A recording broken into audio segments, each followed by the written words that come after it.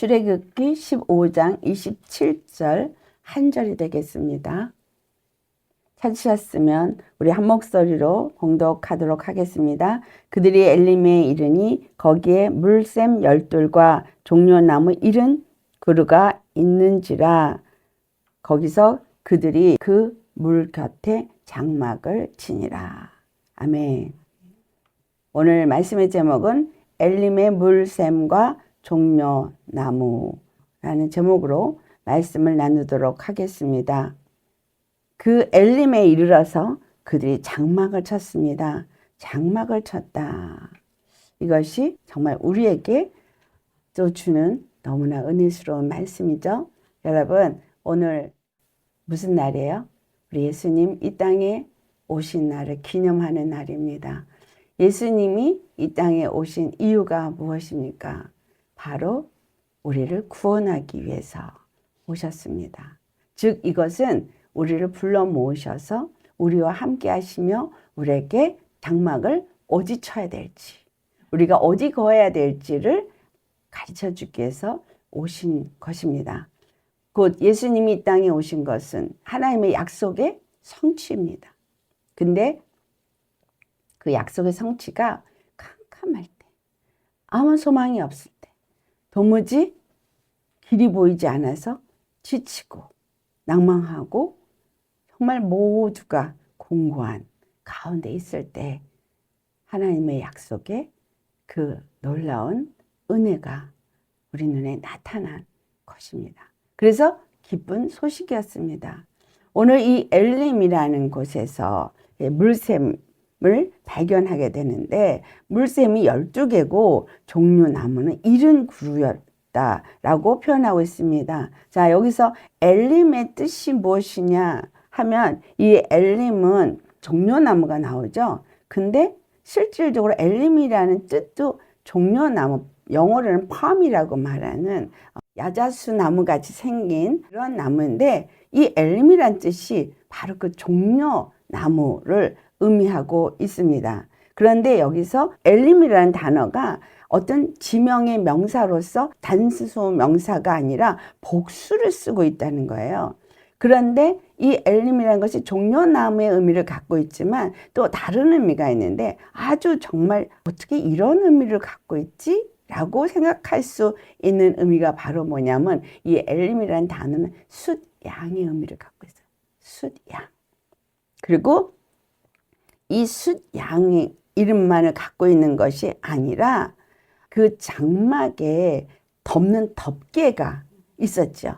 근데 그 덮개가 4가지로 성막을 덮잖아요. 근데 그때에 붉은 물들인 숫양의 가죽을 엘림이라고 말합니다. 그래서 우리가 숫양 해도 정말 우리 예수 그리스도께서 숫양으로 오신 것을 알고 있는데 그 장막을 성막께서 그 성소를 덮는 휘장 중에 하나가 붉은 물들인 숫양의 가죽으로 덮었는데 그 의미를 이 엘림이 갖고 있다는 거죠. 그리고 이 엘림은 또 뭘 말하면 아주 그 strong man, 그러니까 아주 힘 있는 용사의 의미를 갖고 있고 또 어떤 기둥의 의미를 갖고 있습니다. 그래서 종려나무라는 의미는 어떤 의미를 아주 강한 나무 또 의미하고 있어요. 엘림이라는 지형에 종려나무가 있었구나, 물샘이 있었구나가 아니라 그 엘림이라는 단어를 갖고 있는 것을 볼 때에 여기서 말한 그들이 이른 엘림이라는 지역은 어디를 의미하고 있어요? 그들이 엘림에 이르러서 장막을 쳤다. 그곳에 12물샘이 있고 70나무에 종려나무가 있다 라는 말의 의미가 그들이 출애굽해서 마라의 쓴물을 만났지만 결국은 그들이 풍성하게 마실 수 있는 물에 이르렀다는 것으로 볼 때 우리가 2가지를 생각할 수가 있겠죠. 마라의 쓴물은 마실 수 없는 물이었는데 하나님이 지명한 한 나무를 던지니까 그 물이 쓴물이 단물이 됐는데 그곳을 지나서 그 다음에 그들이 장막을 친 곳이 바로 이곳이더라는 거예요. 이 엘림이라는 거. 근데 이 엘림이 춘향의 의미나 어떤 강한 용사의 의미나 또 어떤 기둥의 의미 또 물들인 그 순양의 가죽의 의미로 이 엘림이 다 사용되는 거 볼 때 바로 순양이 그 물들인 순양으로 성소가 덮여지는 의미와 순양의 의미와 용사의 의미와 이런 기둥의 의미와 이 모든 것들을 볼 때 이 엘림이 무엇인가를 우리에게 말해주고 있구나라는 걸 생각할 수 있겠습니다. 아멘? 우리를 뭔가 싸매주고 보호해주고 우리를 갖다가 정말 강하게 하는 그가 누구냐. 우리 에스겔서 34장을 한번 보시겠어요. 16절과 우리 17절을 쓴물이 단물이 되어지고 난 그들 이제 광야로 들어가서 장막을 친 그들이 이제 드디어 그것에서 쉼을 얻었던 곳인 엘림이라면 어떤 의미를 우리에게 주고 있느냐. 이것이 에스겔서 34장 16절과 17절이 우리에게 어떤 의미를 주고 있습니다. 찾으셨으면 같이 봉독해 보겠습니다. 그 잃어버린 자를 내가 찾으며 쫓기는 자를 내가 돌아오게 하며 상한 자를 내가 싸매주며 병든 자를 내가 강하게 하려니와 살찐 자와 강한 자는 내가 없애고 정의대로 그것들을 먹으리라. 주 여호와께서 이같이 말씀하셨느니라. 아멘. 나의 양 때 너희여 내가 양과 양 사이와 순양과 순염소 사이에서 심판하노라. 네. 그러니까 지금 여러분 성소에 그 물들인 순양의 가죽으로 덮은 그곳은 여호와가 임하고 있는 그 지성소와 성소가 있는 곳입니다.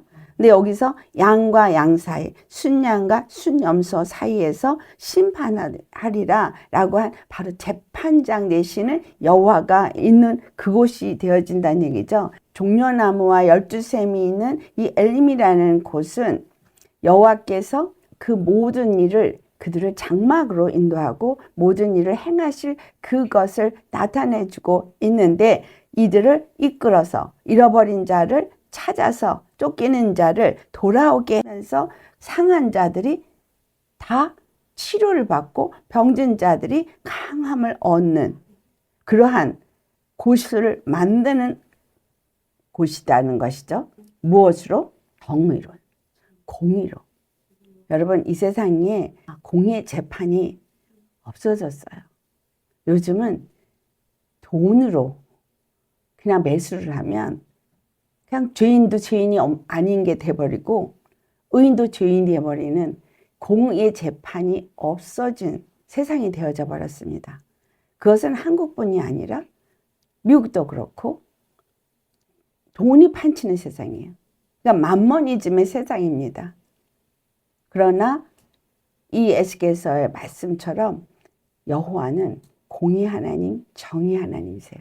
그렇다면 세상이 만모니즘으로 돈으로 세상이 판을 치는 세상이 돼서 그들이 강한 자가 되어지고 하나의 백성에게 고통을 주고 어려움을 주는 그런 세상이 온다 할지라도 여호와는 반드시 병든 자나 상처받은 자나 이런 사람을 싸매주고 강하게 하고 이 땅에서 강한 자들은 주님께서 반드시 판단하신다는 거예요. 이 땅에서 강한 자를 어떻게 한다고요? 없애신대요. 이 땅에서 살찐 자를 없애신답니다. 아멘. 중요한 건 이 땅에서 살찌고 이 땅에서 강한 자들이 중요한 것이 아니라 여호와께 속한 자이냐 아니냐가 중요한 것이라는 거예요. 이 땅에서 먹힌 것 같이 그렇게 되었지만 공의로 그것들을 먹이리라 라는 말을 하고 있어요.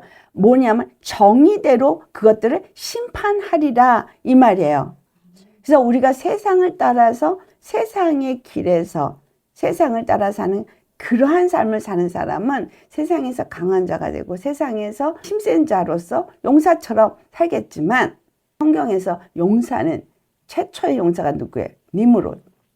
강한 자, 용사, 안악자손 표현이 되죠. 그런데 이 강한 자, 이가 누가 된다고 말해주고 있어요? 그 니므롯은 하나님을 대적하는 바벨탑을 쌓은 자입니다. 그래서 성경은 시대적으로 뭔가 다른 걸 말하는 것 같으나 한 가지를 계속 이어서 맥을 따라서 시대가 바뀌고 사람이 바뀌는 것 같지만 영적인 것을 말하는 것으로 칠 때는 하나님과 사단의 싸움이고 그 가운데서 그 시대를 따라 사람들이 계속 누구에게 속한 자로 사느냐 이 얘기를 하고 있다는 것입니다. 그래서 보이지 아니하는 영들과의 싸움 속에서 우리는 살고 있다는 거예요. 과거에 이스라엘 사람이 그 주위의 이방인들에게 싸웠던 것이나 오늘날 예수님 믿는 사람이 믿지 않은 사람이 싸우는 것이나 또 이스라엘이 이란과 싸우는 것이나 다 그 무엇인가 그 위에서 역사하는 영들의 역사를 말해주고 있다는 거죠. 그래서 그러면 이 엘림에 있는 그 물샘 12은 무엇을 의미해주고 있는가라는 거가 제일 먼저 우리에게 해석이 돼야 되겠습니다. 자, 물샘에 대해서는 물샘이 12이라 그랬어요. 12. 요한복음 7장 37절에서 39절을 같이 봉독합니다. 명절 끝날 곧 큰 날에 예수께서 서서 외쳐 이르시되 누구든지 목마르거든 내게로 와서 마시라. 나를 믿는 자는 성경의 이름과 같이 그 배에서 생수의 강이 흘러나오리라 하시니 이는 그를 믿는 자들이 받을 성령을 가르쳐 말씀하신 것이라. 예수께서 아직 영광을 얻지 않으셨으므로 성령이 아직 그들에게 계시지 아니하시더라. 자, 여기서 예수님이 큰 소리로 외쳐서 이르시되 뭐라 그랬어요? 내게로 와서 마시라.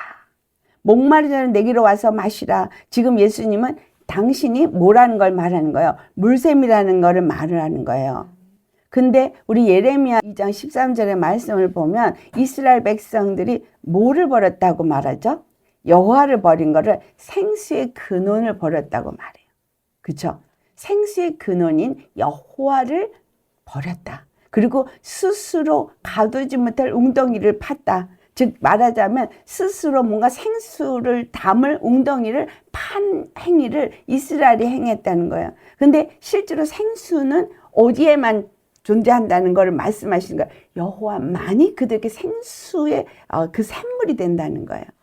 그런데 예수님이 오셔서 내게로 와서 마셔라 라고 말하는 거예요. 그래서 여호와 하나님이 그분만이 생명의 근원인 생수의 근원이신 샘물이다 라는 걸 말했다면 그 여호와께서 생명수가 그에게서 계속 흘러내려서 그걸 마실 수 있게 해주시는 분이라고 했는데 말씀이 육신 되신 오신 예수님을 뭐라고 표현했어요? 생명의 빛으로 왔다 그랬고 생명이 말씀 안에 있다고 말하면서 그 말씀이 그들에게 생명이 되어진다는 걸 얘기를 할 때 여기서 목마른 자는 내게로 와서 마시라 라고 말한 것은 바로 목마름은 뭐야? 생명의 목마름이라는 거예요. 생명의 목마름은 지금 이 광야 가운데서 그들이 쓴물을 만났던 그들이 이제 정말 마실 수 있는 생명수 샘을 만난 것을 말하고 있잖아요.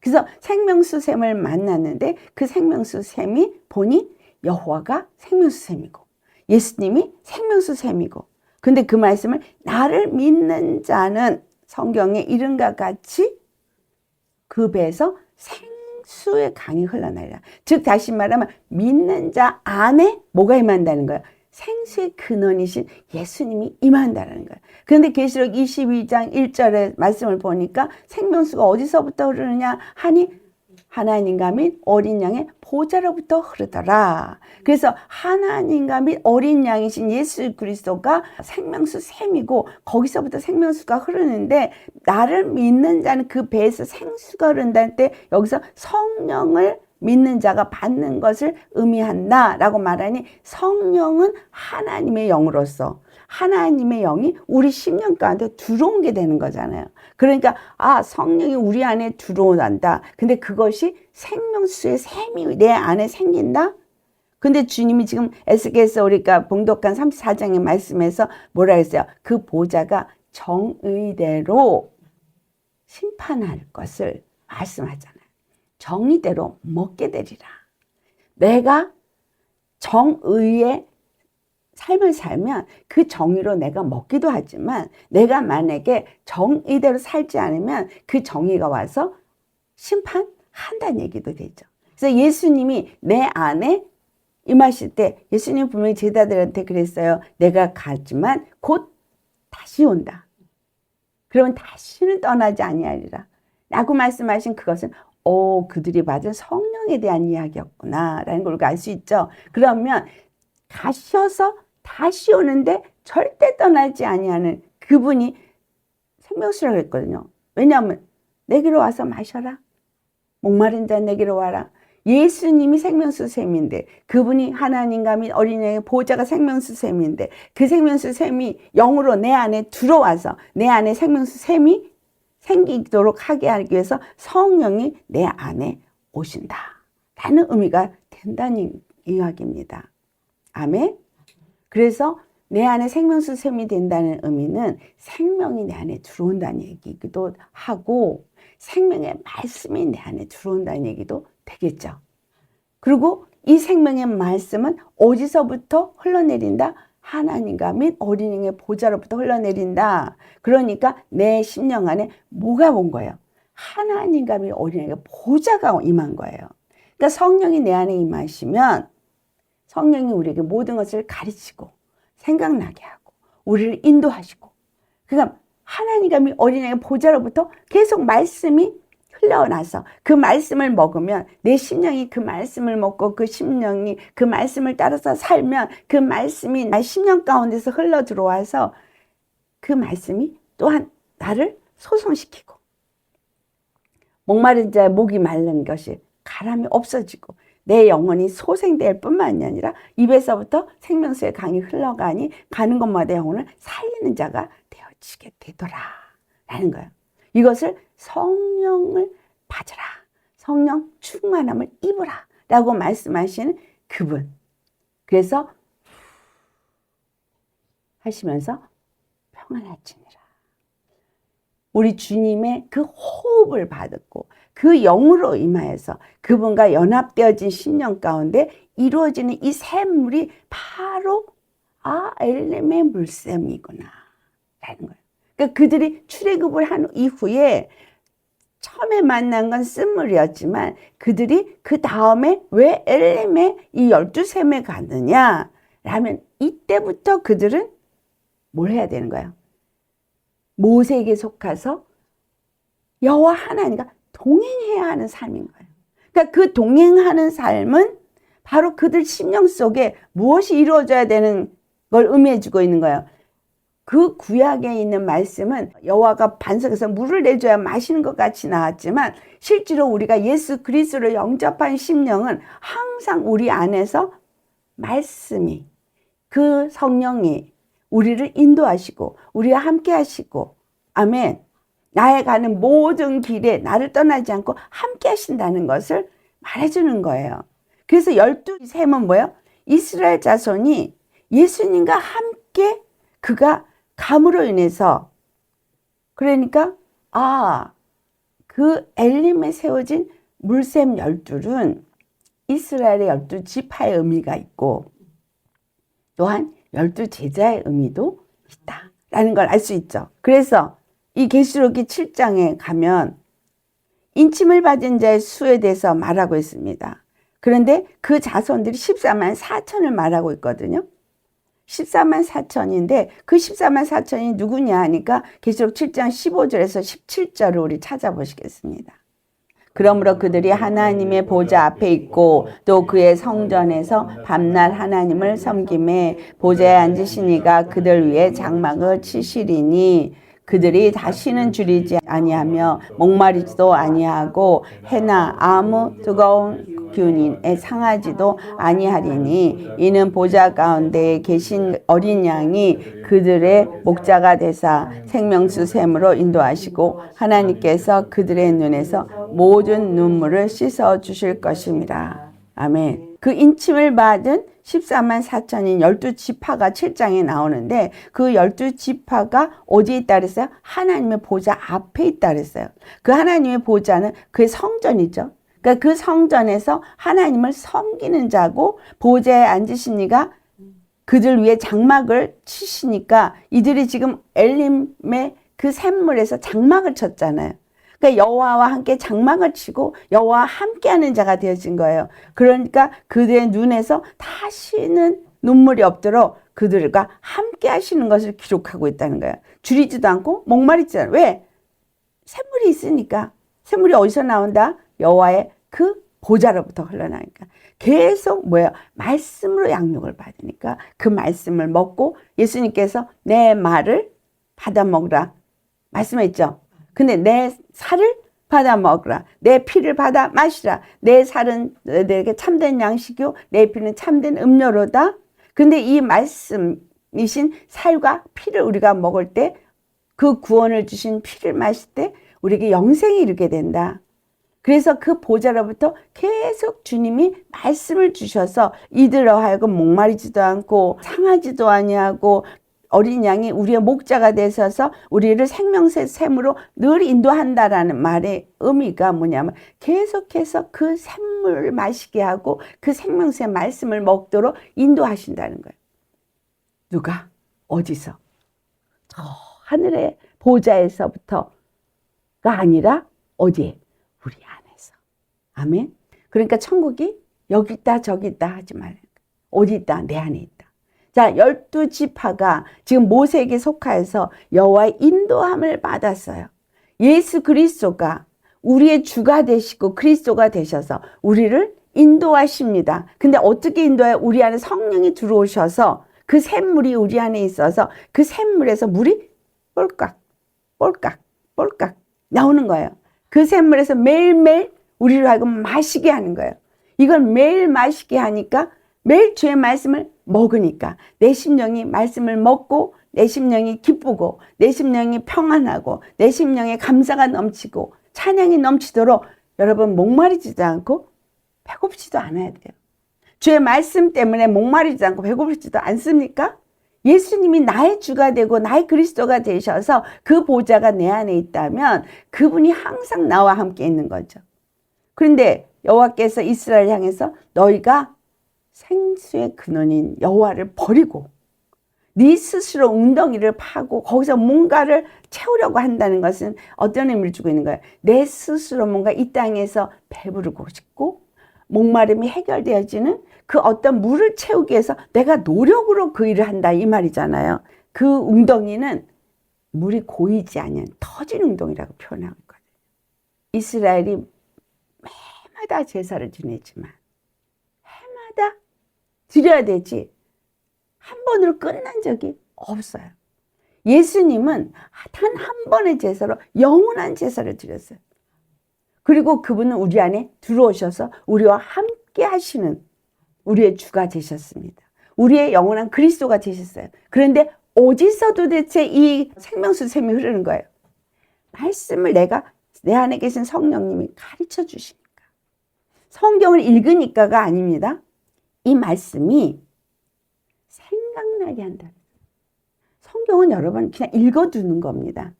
듣기도 하고 읽기도 하고 담아두는 거예요. 성령님이 그것을 생각나게 하는 거예요. 깨닫게 하시는 거예요. 깨달을 때 뭘 깨달아요? 예수님이 주신 은혜가 이렇게 큰 거구나. 하나님이 주신 사랑이 이렇게 크구나. 깨달을 때마다 뭐예요? 샘물을 마시게 되는 거예요. 여기서 솟아오를 때마다 뭐가 일어나요? 치유 역사가 일어나요. 여러분 성령님이 내 심령 안에서 확 일어나면 이게 몸이 물이 왜 샤워하면 이렇게 시원해지는 것처럼 온몸이 시원해집니다. 이게 온몸이 시원하게 퍼져요. 뭐 퍼지듯이. 박하사탕 먹으면 화하게 퍼지죠. 이 생명수샘이 배에서부터 올라서 할 때는 분수 올라오듯이 쫙 올라오면서 온몸에 시원하게 퍼지는데 이 생명이 퍼지면서 몸에서 힘이 나요. 엘림이 강한 용사라는 의미를 두고 있다 그랬죠. 예수님의 그 보혈의 능력이 우리 안에 임할 때는 쫙 빛으로 퍼지는 거예요. 빛이 쫙 퍼지죠. 그래서 몸에 힘이 생기고 시원해져요. 온몸이 시원해지고 굉장히 가벼워집니다. 그냥 무겁고 피곤하고 했던 사람이 갑자기 시원해지면서 힘이 나는 거. 이게 바로 내 안에 임한 생명의 샘에서부터 그 샘물이 확 솟아날 때 성령님이 말씀으로 나에게 뭔가를 터뜨려 주실 때 기쁨이 솟아나게 되는 거예요. 아멘입니까? 지금 이 일을 지금 계시록 7장에 말하는 거야. 그 인침을 받은 자들은 그렇게 살게 된다라는 거예요. 그들이 어디에 계시니까? 보좌 가운데 계신 어린 양이 그들의 목자가 되셔서 생물로 인도하시니까 그들의 눈에서 모든 눈물을 씻어주실 것이기 때문이라는 거예요. 근데 이 말씀이 계시록 14장에 똑같이 또 나와요. 그래서 계시록 7장에 나오는 14만 4천인가 계시록 14장에 나오는 14만 4천인이 같은 장과 다른 장과 이거에 대해서 얘기가 많습니다. 그래서 계시록 7장에 각 지파별로 썼기 때문에 이거는 이스라엘의 12지파를 의미하고 그래서 14만 4천이 이스라엘 14만 4천이고 계시록 14장은 이방인의 14만 4천이다 라고 말하기도 합니다. 근데 여기도 보니 어린 양이 시온산에 섰고 그와 함께 14만 4천인이 거기에 서 있더라 라고 말합니다. 그들이 이마에 어린 양의 이름과 그 아버지의 이름을 쓴 것이 있더라. 즉 인침을 받았다는 이야기죠. 계시록 14장 4절하고 5절을 우리 한번 봉독해 볼까요? 이 사람들이 어떤 사람인가? 같이 봉독합니다. 이 사람들은 여자와 더불어 더럽히지 아니하고 순결한 자라 어린 양이 어디로 인도하든지 따라가는 자며 사람 가운데에서 속량함을 받아 처음 익은 열매로 하나님과 어린 양에게 속한 자들이니 그 입에 거짓말이 없고 흠이 없는 자이더라. 애굽에서 이끌어낸 그의 백성들 그들이 이끌림을 받아서 여호와께서 그들을 이끄는 대로 이끌림을 받는데 이와 동일하게 예수 그리스도를 믿고 영접하고 그리스도의 사람이 된 사람들도 똑같이 이끌림을 받아야 되는데 모세에게 속해서 그가 이끌림을 받은 것처럼 우리는 예수님께 속해서 이끌림을 받다 보니 어떤 이끌림을 받는 사람이냐면 여자와 더불어 즉 음녀와 더불어 저 음녀는 계시록 17장과 18장의 음녀에 대해서 나오죠. 영적으로 바벨론이라고 표현되어지는 그 음녀는 이 땅의 모든 왕들과 사람들에게 술 취하게 만드는 포도주를 줍니다. 근데 그 포도주는 뭐예요? 참 포도주가 아닌 포도주죠. 근데 모든 땅의 임금들이 다 그 포도주 취하다고 말하고 있습니다. 여자와 더불어 더럽히지 아니하는 건 거짓 것을 따르지 않고 진리 가운데 거하는 의미를 담고 있어요. 순결한 자라고 표현하고 있습니다. 여호와의 말씀을 따라 이끌림을 받는 인도함을 받는 자 예수님께서도 내 양은 내 음성을 들으며 나는 저희를 알며 저희는 나를 따르니라. 여호와의 말씀에만 순종을 하고 그 길을 따른 자라는 거예요. 근데 그 말씀으로 우리의 목자가 되신다고 한 것처럼 어디서 그럼 우리를 이끄냐면 바로 그 말씀이 우리 심령 속에서 내 마음을 주장한다는 얘기예요. 말씀이 그냥 설교를 목사님이 하시니까 내 눈이 성경을 보니까 그 말씀이 나를 인도한다가 아니라 그 말씀이 내 심령을 주장한다는 얘기예요. 여러분 기쁨이 어디서 생겨요? 머리에서 생깁니까? 가슴에 생깁니까? 가슴에서. 평안은 어디서 와요? 심정에서. 말씀이 내 마음에 평안을 주십니까? 말씀이 내 마음 안에 기쁨을 주십니까? 주의 말씀을 받을 때에 그 말씀이 여러분의 귀에 들을 때 기쁨이 솟아나나요?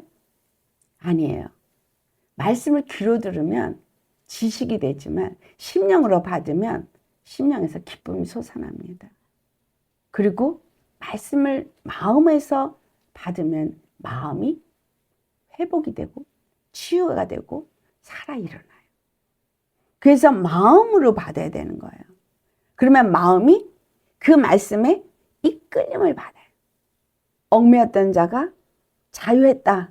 예수님의 보혈이 우리를 자유케 했다. 그러면 자유함을 얻었구나라고 말씀을 마음으로 받으면 그 다음에 마음의 묶임이 팍 풀어지고 자유함이 생기면서 용기가 생기고 두려움이 없어지고 그래서 말씀은 마음으로 받아요. 하나님께 내게 속했느냐? 여기서 말한 것처럼 거짓이 없는 속량함을 받은 자들이라는 얘기는 바로 죄사함 받은 것이 내 마음 안에서 믿어져서 그 죄의 얽매임이 없는 자죠. 자유하는 자예요. 그렇다면 그 말씀에 절대 순종하는 자라는 얘기죠. 그리고 그 말씀을 따라서 가기 때문에 세상이 말하는 거짓말에 절대 따라가지 않습니다. 여러분, 세상이 말하는 거짓말을 따라가고자 내 생각이 움직이고 마음이 움직인다면 이미 나는 미혹된 거예요. 지금 이 땅에 굉장히 미혹을 하고 있는데 그 미혹이 무엇으로 미혹하는 것 같으세요? 거짓말로 미혹해요. 음녀가 미혹을 합니다. 이세벨의 영이 미혹을 합니다. 근데 거짓 것을 믿도록 미혹하고 거짓 생각과 거짓 마음으로 따라가도록 세상의 것으로 미혹합니다. 그래서 많은 자들이 미혹을 받아요. 그래서 이 12 물샘은 바로 어디 안에 있는가? 예수님 안에 있는 물샘이고 그 물샘을 각각 우리가 가지면 우리는 전부 뭐야? 입맞은 자예요. 여호와의 이름, 하나님의 이름과 그 예수님의 이름을 인을 맞은 자인 거예요. 그럼 우리 심령속에 뭐가 있다고요? 물샘이 있는 거예요. 그래서 12지파가 되어져서 12 물샘이 저와 여러분 안에 이루어지면 여러분이 12 물샘이 되는 거예요. 이 12 물샘이 된 사람들은 성곽이 12무늬에 기록되어 있는 그 12문에 뭐가 기록되어 있어요? 12지파 이름이 기록되어 있죠. 이게 계시록 21장에 나오는데 12문 위에 12지파 이름이 기록되어 있고 또 그 다음에 12 기초석에는 또 누가 있어요? 12사도의 이름이 있어요. 그래서 이 문에 들어갈 때도 이 문이 시작이 12지파 이스라엘에 의해서 시작이 됐고 또 그 다음에 12 기초석은 그 모든 교회가 사도들에 의해서 복음이 시작됐잖아요. 그러면 우리는 뭐 한 거예요? 우리는 12 물샘이 되어줘야 되는 거예요. 그럼 누구든지 우리한테 와서 장막을 치게 되면 그 안에서 가람이 없고 그 안에서 정말 쉼을 얻을 수 있는 그러한 것이 12샘인 거예요. 할렐루야. 그래서 주님은 여기서 이스라엘의 12지파만을 의미하는 게 아니라 바로 이렇게 예수 그리스도를 모시고 물샘이 되어진 성령의 충만함을 입은 사람들, 늘 그 말씀이 그 심령 속에서 솟아나는 사람, 그 사람은 매일 주님으로부터 말씀을 받는 사람인 거예요. 여러분, 매일 주님의 말씀 앞에 묵상하면서 말씀을 받아서 샘물에서 그 말씀이 계속 매일같이 솟아나야만 12샘이 될 수 있는 거예요. 그 다음에 종려나무 이른그루라고 나오죠. 이 종려나무는 생명나무 대신 예수님을 말해요. 왜냐하면 계시록 22장 1절에서부터 2절에 보면은 하나님이 어린아이의 그 보좌에서부터 수정같이 맑은 생명수 강이 흘러내리는 것을 말해주고 있거든요.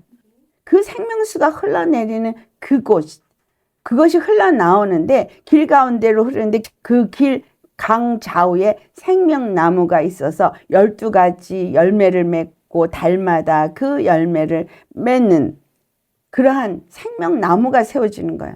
그러니까 이 종려나무는 생명수 강에 심겨진 나무니까 생명나무죠. 여러분, 에덴 동산에 있는 것이 생명나무죠.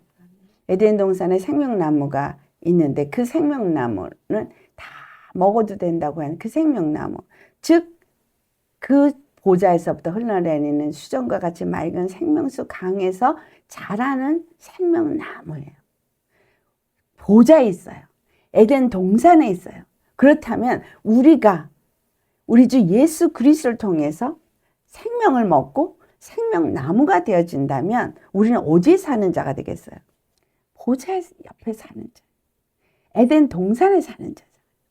자, 예수님이 에덴 동산 맞죠? 예수님 안에 거하는 우리는 바로 이 종려나무가 돼요. 할렐루야. 근데 이 종려나무는 이른그루예요. 이른그루. 근데 참 재밌는 건 데라가 70세에 아브라함을 낳았어요. 이 70의 의미가 계속되는데 7의 의미 잘 아시죠? 안식일. 그래서 완전 숫자예요. 하나님의 숫자인데 그 데라가 아브라함을 낳을 때도 70에 낳았고, 이 말씀이 창세기 11장 26절에 나옵니다. 그 다음에 야곱의 자녀들이 애굽으로 들어갈 때도 70명이 들어갔어요. 근데 그 70명이 나올 때는 남자만 60만 대군이 나왔다는 거예요. 또 이스라엘이 출애굽을 한 이후에 시내산에서 여호와를 대면하면서 같이 밥을 먹은 장로가 몇 명이에요? 70명. 계속 70이 나오죠. 또 이 70이 유다 지파가 바벨론에 끌려갔다가 회복되어서 돌아온 게 언제예요? 70이래. 그러면 이 70이 주는 이 의미가 무엇일까요? 70년 동안 바벨론의 왕에 살다 돌아오는 이 70은 바로 예수 그리스도를 통해서 우리가 모든 노역에서 노임을 받게 되어지는 의미를 담고 있습니다. 주 안에서 주님과의 만남을 이룬 70명의 장로나 하나님의 약속의 성취를 위해서 아브라함을 70에 낳게 했잖아요. 모세를 돕도록 하기 위해서 70인 장로가 세워졌고, 바벨론에서 70년 만에 돌아오게 하고, 이 70이라는 숫자의 의미는 뭐냐? 하나님께서 모든 일을 새롭게 시작하시는 때의 의미를 담고 있어요. 모든 죄악이 다 무너지고 회복되어지는 의미를 담고 있다는 거예요. 그래서 그러면 생명수강에 세워진 70그루는 엘리야가 나만 남았나이다 했을 때 몇 명 남았다래요? 7천이 남아있다고 말해요. 그러면 70과 7천은 뭐가 다르냐? 아니요. 이스라엘 사람들에게는 같은 의미를 주는데 많다는 의미를 주는 거예요. 7천이 되어지면. 그러니까 하나님께 속한 바알에게 무릎 꿇지 아니하는 여자와 더불어 더럽히지 아니한 자들. 그런데 장로 같은 지도자, 리더자. 언제? 마지막 때에 바로 예수 그리스도께서 그 우리의 에덴 동산이 되어지고 생명수 강이 되어진 그 생명수 강가에 심겨진 그 샘물을 가진 사람들이 예수 그리스도와 함께 먹고 예수 그리스도와 함께 그 영광 가운데 있으면서 70 장로가 그랬죠. 그리고 뭘 하는 거예요? 엘리야와 같이 이세벨을 대적하는 바알에게 무릎 꿇지 않냐는 자들이 바로 이 일은 종려나무를 하는 거예요. 그곳에 장막이 쳐졌어요. 이스라엘 사람들이 그곳에 장막을 쳤습니다. 여러분, 예수님이 오셔서 하신 말씀 중에 한 알의 밀알이 땅에 떨어지면 썩고 죽어서 싹이 거기서 날 걸 말씀하셨잖아요. 그러면서 또 한 말을 하는데 겨자나무, 그 겨자씨는 가장 작은 씨이지만 그것이 떨어졌을 때 나중에 큰 나무가 되고 수수히 많은 새들이 거기서 깃들인다 라는 의미를 주고 있습니다. 예수 그리스도가 한 분으로서 십자가에 죽으시고 그분이 아무것도 아닌 것, 보잘것없는 것 같이 죽으셨으나 그 안에 있는 생명은 샘물인 거예요. 내가 보잘것없는 이스라엘이지만 그러나 그 샘물이 내 안에 이루어지면 장막을 칠 수 있는 이른 종려 나무가 세워지는 샘물터가 되어질 수 있다는 거예요. 왜? 여호와가 우리 주 예수님이 나와 함께 하시기 때문에. 여러분 심령 속에 주님이 함께 하십니까? 여러분 심령 속에 정말 주의 말씀의 생명수가 흘러나오고 있습니까? 그렇다면 여러분을 만나는 자들이 생명나무가 되는 거예요. 그래서 에스겔서 47장에 그 생명수 강이 흐르는 곳이 가는 곳마다 뭐에서 소성의 역사가 일어난다 그랬어요. 그래서 12샘이 있는 곳에 이른 종려나무가 세워진 것처럼 우리가 바로 그 하나님께 속한 샘물을 가진 자가 되어진다면 우리가 어디를 가든지 거기에 생명나무가 세워진다는 거예요. 그 생명나무는 바로 예수 그리스도의 생명이 열매를 맺는 자가 되는 거죠. 여러분 시절 따라 12가시를 맺으십니까? 12이에요. 거기서도 예수님이 원하는 아들을 낳는 나무가 되는 거예요. 그래서 70종려 나무가 세워진 이 생명나무는 무엇을 말하는 거예요? 바로 교회를 말하는 거예요. 교회는 이스라엘처럼 교회는 예루살렘 성전이 있는 곳이고 그것은 바로 12샘물이 있는 곳이에요. 그것을 계시록 21장에 기초석은 12사도요. 또 문은 12지파 이름이 있더라. 그게 성곽이에요. 그 성전이에요. 그 성곽 안으로 들어가면 그 안에 성전이 있어요. 그런데 12기둥이 세워졌어요. 종려나무가 70그루가 세워지고 그리고 그 안에 12샘이 있는 그곳. 성전이잖아요. 그쵸? 이게 교회여야 되는 거예요. 교회는 우리가 생각하고 있는 무슨 동에 무슨 교회가 있는 것이 아니라 이 전 세계가 우리 여호와의 교회입니다. 그 전 세계에 하나님의 백성들이 바로 12샘물이 되어지는 것이고 그 여호와의 샘물이 되어진 자에게 70종려나무가 세워지는 거예요. 그들이 시절을 쫓아 과실을 맺으면서 12과실을 맺는 자가 되어지어야 된다는 거예요. 여기서 정말 시작되어지는 부분이죠. 이스라엘이 출애굽해서 시작되어지는 부분이지만 시작되어질 땐 쓴물을 발견케 했지만 그들이 장막을 친 곳에는 바로 이와 같은 샘물이 있는 곳이었더라는 거예요. 그들에게 장막절이 있죠. 장막절, 초막절. 그 초막절에 그들은 광야에서 주님이 어떻게 그들을 인도했고 이스라엘의 여호와가 그들을 어떻게 이끌어서 이 이스라엘은 나라를 세웠는지를 늘 기억하게 하는 그것이 장막절입니다. 첫 번째 그들이 장막을 친 이 엘림 주님은 어디서 우리가 장막을 치던 아까 그랬죠? 장막을 어디다 친다 그랬어요? 바로 그 어린 양의 말씀을 따라서 인도함을 받는 자들 위에 장막을 친다 그랬어요.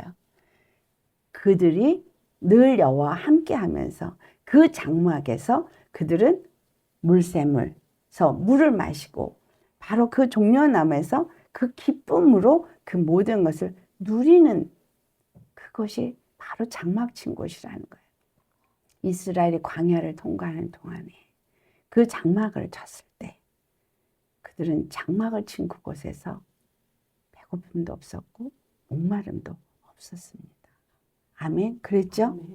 우리는 어디에 장막을 쳐야 돼요? 바로 우리의 12 물샘이 되어지고 70종려나무가 세워진 그 샘물 되시는 예수님께 장막을 쳐준 교회가 되어야 합니다. 아멘. 네. 그래서 이러한 교회가 어떻게 되겠어요? 에스겔서 36장 말씀을 가보면 우리 주 예수 그리스도를 모신 교회는 정결한 이 물샘이 세워진 심령이 되어야 한다는 걸 말해주고 있어요. 자, 에스겔서 36장을 가보겠습니다. 24절에서부터 27절. 내가 너희를 여러 나라 가운데서 인도하여 내고 여러 민족 가운데서 모아 데리고 고국 땅에 들어가서 맑은 물을 너희에게 뿌려서 너희도 정결하게 하되 너희 모든 더러운 것에서와 모든 우상 숭배에서 너희를 정결하게 할 것이며 또 새 영을 너희 속에 두고 새 마음을 너희에게 주되 너희 육신에서 굳은 마음을 제거하고 부드러운 마음을 줄 것이며 또 내 영을 너희 속에 두어 너희로 내 율례를 행하게 하리니 너희가 내 규례를 지켜 행할지라. 아멘. 우리 이 이스라엘 향해서 하신 말씀, 곧 우리에게 주시는 말씀이죠.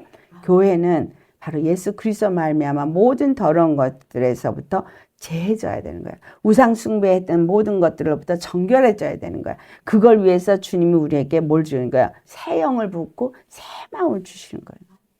육신의 그 굳은 마음을 제거해 버리시고 부드러운 마음을 준다니까. 어디가 변하는 거야? 마음이 변하는 거야. 마음에 뭐가 생기니까? 샘물이 생기니까. 할렐루야. 여러분, 우리는 말씀을 내 마음에서 늘 솟아나는 샘물로 먹을 수 있어야 합니다. 그래서 우리 속에서 그 마음이, 그 말씀이 윤례가 되고, 아멘. 그래서 내 마음이 그 말씀을 지켜야 되는 거예요. 내 마음이 그 말씀의 지배를 받아야 되는 거예요. 그래서 이 말씀이 내 마음에서 나를 지배하면 내 눈이 밝아지고, 그 말씀의 인도함을 받으니 실족함이 없는 그러한 자가 되겠죠. 그래서 이른 종려나무로 세워진 생명나무 교회는, 그 다음에 계속해서 우리 에스겔서 36장 33절, 주 여호와께서 이같이 말씀하셨느니라. 내가 너희를 모든 죄악에서 정결하게 하는 날에 성읍들에 사람이 거주하게 하며 황폐한 것이 건축되게 할 것인즉, 전에는 지나가는 자의 눈에 황폐하게 보이던 그 황폐한 땅이 장차 경작이 될지라. 사람이 이르기를 이 땅이 황폐하더니 이제는 에덴 동산같이 되었고, 황량하고 적막하고 무너진 성읍들이 성벽과 주민이 있다 하리니, 너희 사방에 남은 이방 사람이 나 여호와가 무너진 것을 건축하며 황폐한 자리에 심은 줄을 알리라. 나 여호와가 말하느니라 이르리라. 아멘. 이 말씀이 이스라엘 사람들은 그들에게 이루어지는 걸 생각하면서 이스라엘 나라가 다시 다윗 왕국이 세워질 때를 기다렸어요. 그러나 이것은 우리 주 예수 그리스도를 통해서 세워질 그리스도의 교회를 말하는 것입니다. 그래서 에덴 동산과 같이 오지가 되어진다는 거예요. 바로 예수님을 믿는 심령이, 생명수 샘이 솟아나는, 생명수 강이 흐르는 심령이 된다는 거예요. 황폐했던 내 심령이 주 안에서 이제는 그 땅이 에덴 동산과 같이 되게 하신다는 거예요. 무너진 성읍이 변화가 되어질 거죠. 이사야서 58장 6절로부터 12절까지 있는 말씀과 같은 말씀이잖아요. 그렇죠? 다 회복이 되니까. 예, 그래서 여호와께서 황폐한 자리에 뭘 심어다? 무너진 곳을 건축하며 황폐한 자리에 심은 줄을 알리라. 나 여호와가 말하였으니 이루리라. 모든 것을 심는데 황폐한 자리에 뭘 심는다는 거예요? 예수님을 심는다는 거예요. 주님의 보좌가 세워지는 걸 의미하는 거예요. 그래서 이사야서 58장 11절과 12절에 뭐라고 말씀하십니까? 여호와가 너를 항상 인도하여 메마른 곳에서 내 영혼을 만족하게 하며 내 뼈를 견고하게 하리니 너는 물된 동산 같겠고 물이 끊어지지 아니하는 샘 같을 것이라. 이게 이사야서 58장에 이제 그 모든 예수 그리스도를 통해서 이루어지고 나니까 이렇게 된다는 거예요. 그래서 12절의 말씀이 내게서 날짜들이 오래 황폐된 곳들을 다시 세울 것이며 너는 역대에 파괴된 기초를 쌓으리니 너를 이끌어 무너진 데를 보수하는 자라 할 것이라. 길을 수축하여 거할 곳이 되게 하는 자라 하리라. 예수님이 오셔서 우리로 하여금 물된 동산 같게 하고 오래 황폐된 곳을 다시 세우시는 분이시고 파괴된 기초를 다시 쌓으시는 분인 거예요. 에베소 2장 20절에 예수님이 십자가에 죽으심으로 뭐가 됐다 그랬어요? 모퉁이 돌 다시 쌓는 거예요. 이스라엘이 무너졌어요. 그 참된 이스라엘 다시 세우는 거예요. 예루살렘 성이 무너졌어요. 참된 예루살렘 성을 다시 세우는 거예요. 그래서 예수님이 요한복음 2장 19절로부터 21절에 내가 다시 세우리라. 헐어버리라. 내가 사람을 다시 세우리라. 바로 이게 이사야서 58장 12절의 말씀인데 이해하지 못했더라는 거예요. 우리가 다 무너졌습니다. 첫사람 아담에서 우리가 다 주인이 되었습니다. 다 사망에 속한 자가 되었습니다. 마귀가 우리 주인이 되고 왕노릇을 했습니다. 마귀의 종노릇을 하며 살았어요. 그러나 예수 그리스도 안에서 우리는 이제 물된 동산, 이 엘림. 엘림. 강한 용사가 되어지는 거예요. 아멘. 예수님이 우리의 순양이 되시니까. 예수님이 우리의 그 피로 물들인, 붉은 물들인 양의 가죽이 되어서 그 가죽으로 우리를 입혀주시니까. 예수님이 우리에게 가죽옷을 입혀주시니까 우리는 더 이상 이제 수치를 당할 일이 없잖아요. 성막이 그거를 덮으니까 그 성막이 완전한 보호를 받잖아요. 바깥들에 있으면 안 되는 거예요. 성전 안으로 들어가야 되는 거죠. 예수님과 하나가 되어야 되는 거예요. 그럴 때 그 성소 안에 그 생명수의 말씀이 흘러나오는 지성소가 그 지성소에 있었던 것처럼 우리 심령의 지성소가 이루어지고 우리 심령이 예수님이 거하는 곳이 되어지니까 천국이 되어지고 물된 동산이 되어지고 물이 마르지 않냐고 물이 끊어지지 않은 샘같이 우리 심령이 되어지니 이 내 심령 안에서 말씀이 계속 솟아나서 나는 회복이 되는 거예요. 예수님에 의해서 그 황폐된 것이 다시 파괴된, 역대에 파괴된 그 기초를 예수님이 다시 쌓는 거예요. 내 안에서. 성전이 다시 세워지는 겁니다. 아멘. 아멘. 여러분 다 무너졌습니다. 우리. 그렇죠? 완전히 무너졌습니다. 새롭게 세우시는 거예요. 말씀이 세우시는 거예요. 예수님이 세우시는 거예요. 성령이 세우시는 거예요. 그러니까 낙심할 거 없어요. 이미 무너졌어요. 누구도 세울 수 없어요. 그런데 그걸 세우시기 위해서 십자가에 죽으셨어요. 부활하셨어요. 성령님을 보내주셨습니다. 내가 세우는 게 아니에요. 그분이 세우는 거예요. 우리는 그 생명수 샘이 내 안에서 주시는 말씀을 먹는 자면 되는 거예요. 근데 이 샘물은 십자가에 죽지 않으면 내 안에 세워지지가 않아요. 그 샘물만이 나를 정결하게 합니다. 그 피만이 나를 정결하게 합니다. 그래서 예수님이 그 십자가가 나에게 바로 이 샘물이 세워지게 하는 길인 거예요. 할렐루야. 여러분은 12 샘물이 있는 엘림이 되셔야 합니다. 이른 종려나무가 세워지는 바로 그 엘림이 되셔야 합니다. 그래서 바로 그 성전, 그 주위에 많은 방들이 있어요. 지성소와 성소 바깥으로 많은 방들이 있어요. 예수님이 이 방을 다 치면 오겠다 했어요. 여러분, 우리 안에 많은 방이 있어요. 그 방마다 더러운 것들로 가득 차 있어요. 주님은 그 방을 다 정결케, 어느 방은 무너져 있고, 왜? 이스라엘 성전도 보니 도비아가 가서 살고 있더라는 거예요. 그렇죠? 청소시켜야 돼요. 느헤미야가 가서 도비아 내쫓잖아요. 예수님도 오셔서 성전을 강도의 구로를 만들었다 그러고 뒤집어 엎으셨잖아요. 예수님이 들어오셔 우리 뒤집어 엎으셔야 돼요. 여러분 기경돼야 합니다. 우리 안에 정결한 하나님의 영을 부으시고 우리의 기경이 되어져야 돼요. 맑은 물로 깨끗하게 씻겨야 돼요. 굳은 마음이 제거되어야 돼요. 할렐루야. 바로 이 엘림, 이것이 예수님과 함께하는 장막 친 곳입니다. 우리 심령은 예수님이 우리의 장막이 되어주셔야 돼요. 그분이 나의 그늘이 되어주셔야 돼요.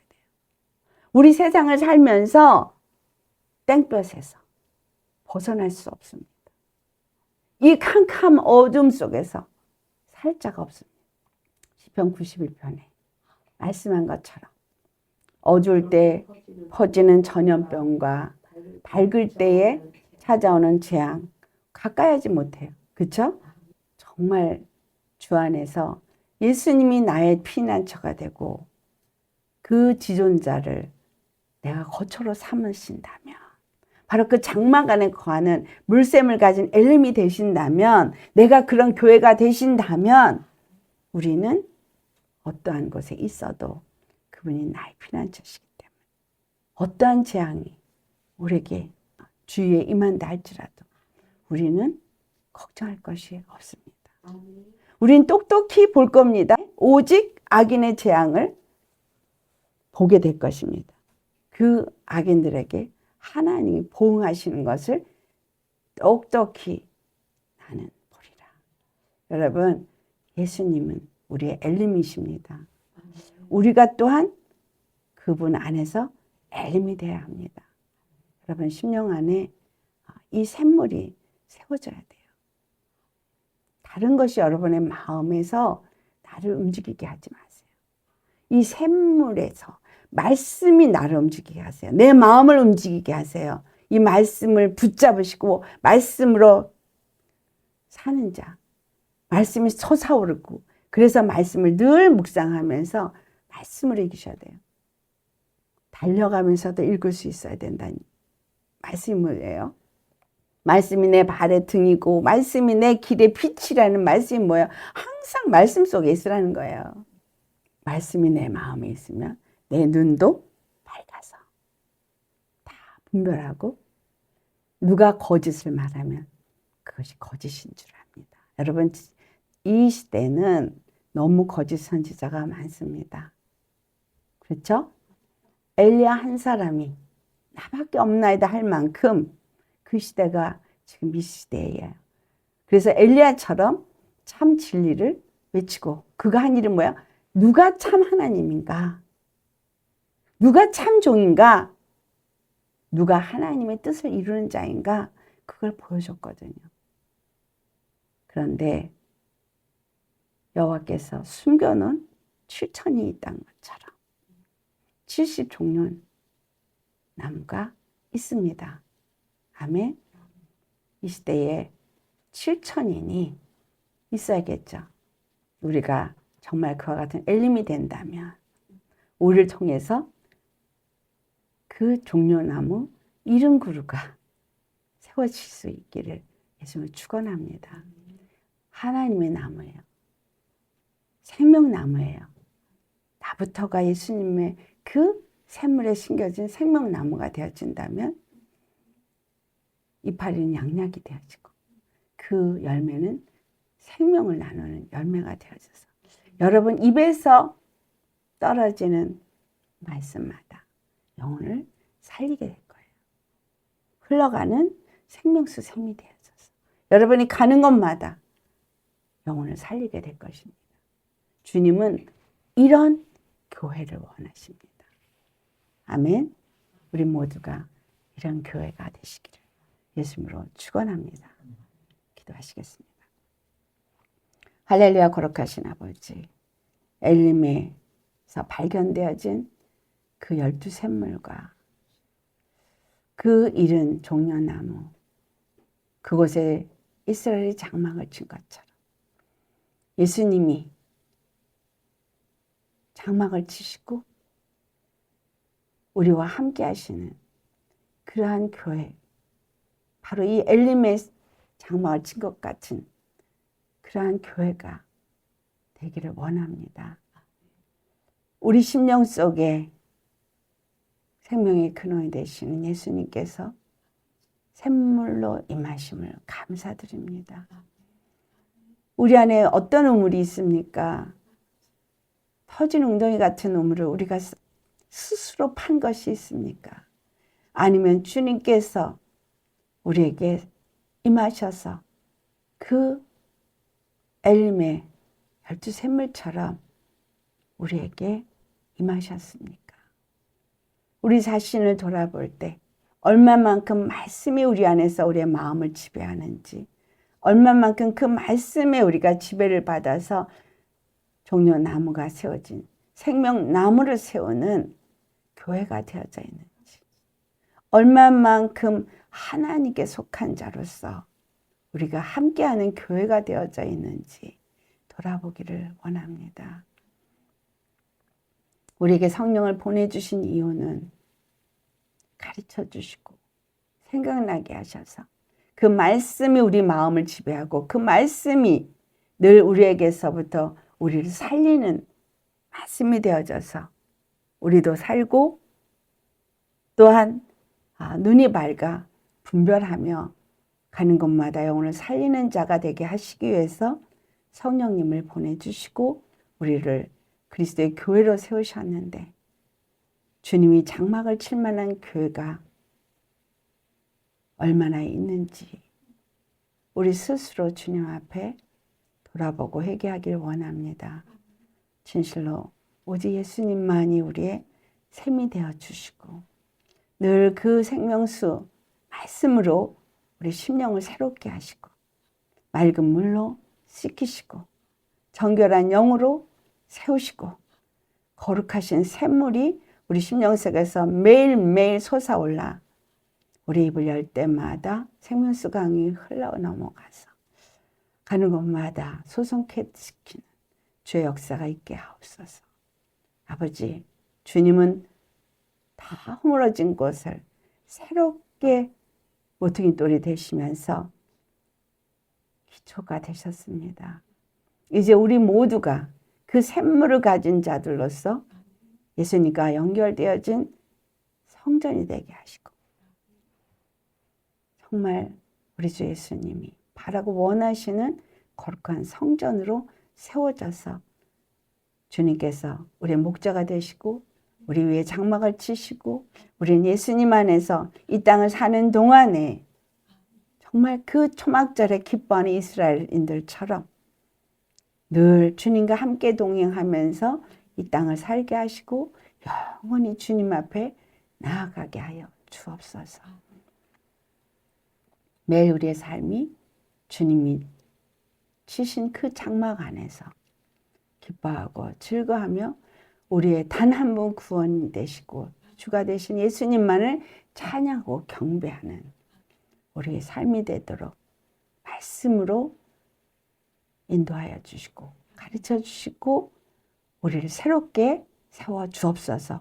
모든 무너지고 회파된 것이 다 보수되고 새롭게 되어지기를 간절히 소망하며 아버지의 영광만을 나타낼 수 있는 교회 되게 하기를 간절히 소망하고 우리 단 한 분 구원의 길이 되신 예수님의 이름 받들어 감사 기도드리옵나이다. 아멘.